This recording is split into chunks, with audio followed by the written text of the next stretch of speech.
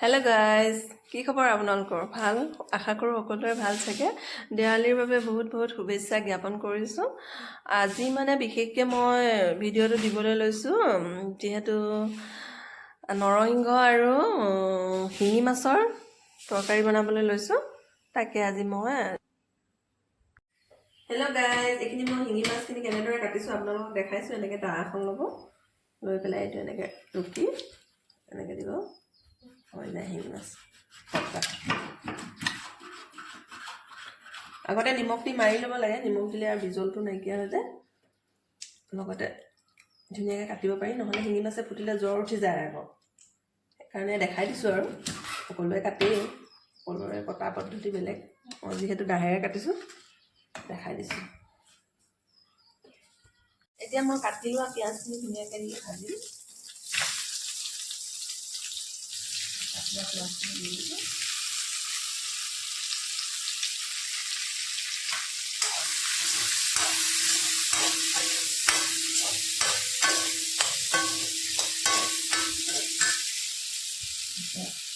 শুকান নহৰু দিম, একে জলকীয়া দিছোঁ।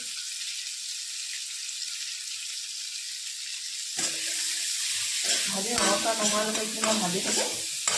তাৰপিছতে বিলাহী এটা কাটি দিম ধুনীয়াকৈ।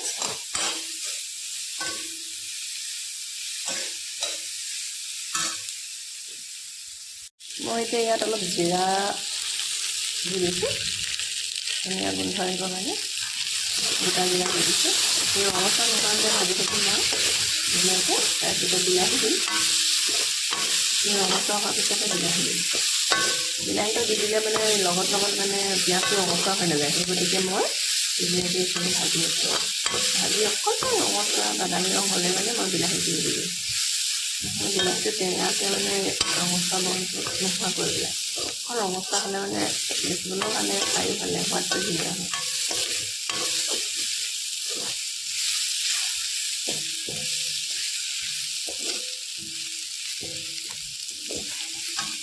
হেল্ল' গাইজ, মই এতিয়া যিহেতু শিঙি মাছৰ কাৰী বনাব লৈছোঁ, সেই গতিকে ইয়াত মই তেল দি দিছোঁ মাছখিনি ভাজিবৰ কাৰণে।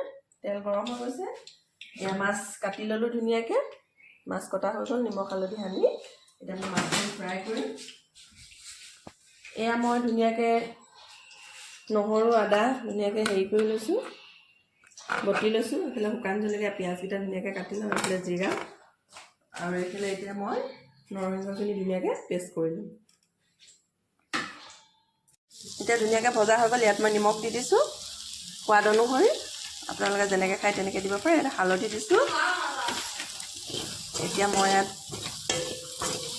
জালুকৰ গুড়ি দিম। শিঙি মাছ যিহেতু জালুক দিয়ে খাবলৈ ভাল লাগে, যিহেতু অলপ ঠাণ্ডা পৰিছে গতিকে জালুক দিছোঁ। সকলোৰে পানী লগা জ্বৰ কাহ হৈছে, গতিকে খালে মানে অলপ গাটো ভাল লাগে। সেই গতিকে জালুক দিয়ে বনাইছোঁ। আপোনালোকে খাই চাব, এনেকৈ কৰি খাইছেই চাগে, হ'লেও যিসকলে খোৱা নাই এনেকৈ খাব পাৰে।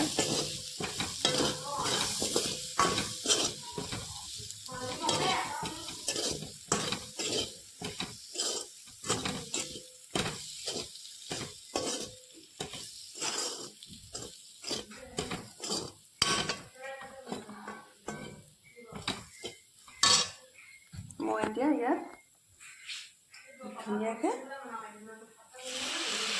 আদা নহৰু দিছোঁ।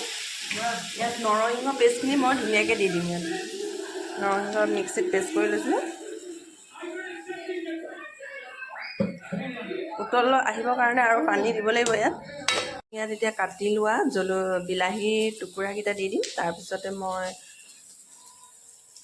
জালুকৰ গুড়িখিনি দিম। এতিয়া নিদিওঁ, বৰ্তমান মই এতিয়া বিলাহীকেইডোখৰ দি দিওঁ। ধুনীয়াকৈ ৰঙচুৱা হৈছে যিহেতু তৰকাৰীখিনি হোৱা হেতুকে ইয়াত মই এতিয়া বিলাহীখিনি অলপ সময় ভজাৰ পিছতে মই ধুনীয়াকৈ জলকীয়া গুড়ি দিম। এয়া মোৰ এতিয়া শিঙি মাছৰ কাৰী ধুনীয়াকৈ উতল আহিছে। উতল অহাৰ পিছতে যিহেতু অকণমান শুকাব দিছোঁ, মাছৰ ফ্লেভাৰটো সোমাব দিছোঁ। অলপ নৰসিংহখিনি পেষ্ট কৰি লোৱা যিহেতু অলপ সিজিব দিছোঁ। অকণমান পানীটো কমি যোৱাৰ পিছতে মই অফ কৰি ইয়াক পৰিৱেশন কৰিম।